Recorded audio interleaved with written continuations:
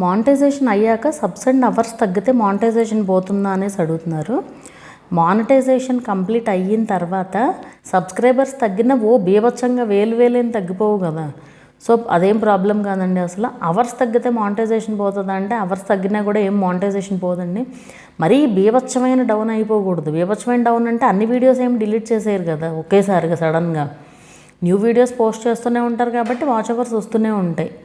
So ఏంటంటే మీకు watch hours అసలు మీకు మానిటైజేషన్ తర్వాత వాచ్ అవర్స్తో పనే లేదండి. అన్లెస్ మీరు ఏదన్నా వేరే కంటెంట్ పెట్టి మానిటైజేషన్ పోయి అదే రీయూజ్డ్ ఇష్యూ ఉంది కదా మనకి ఇప్పుడు. సో ఆ రీయూజ్డ్ కంటెంట్ అని వచ్చి మానిటైజేషన్ పోతే అప్పుడు వాచ్ అవర్స్ కావాలి. ఎందుకంటే మళ్ళీ మానిటైజేషన్కి అప్లై చేయాల్సిందే కదా. మానిటైజేషన్కి అప్లై చేస్తేనే కదా. అప్లై చేయాలంటే వాచ్ అవర్స్ ఉండాలి కదా.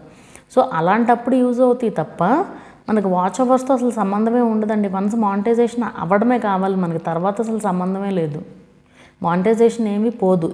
సో తగ్గడం అనేది అయితే ఉండదండి. అండ్ సబ్స్క్రైబర్స్ వీడియోస్ డిలీట్ చేస్తే సబ్స్క్రైబర్స్ పోతారా అనే డౌట్ కూడా ఉంటుంది. వీడియోస్ డిలీట్ చేసినా కూడా సబ్స్క్రైబర్స్ పోరు.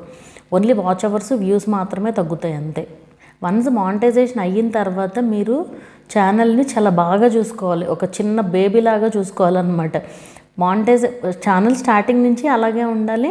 మానిటైజేషన్ అయిన తర్వాత ఇంకా కేర్ఫుల్గా ఉండాలి. అసలు ఏ ప్రాబ్లము రాకుండా చూసుకోవాలి. మళ్ళీ మానిటైజేషన్ పోయి మళ్ళీ స్టార్టింగ్ నుంచి రావాలంటే మామూలుగా ఉండదు అసలు. సో ఓన్ కంటెంట్తో ఓన్గా గ్రో అవ్వడానికే చూడండి. అది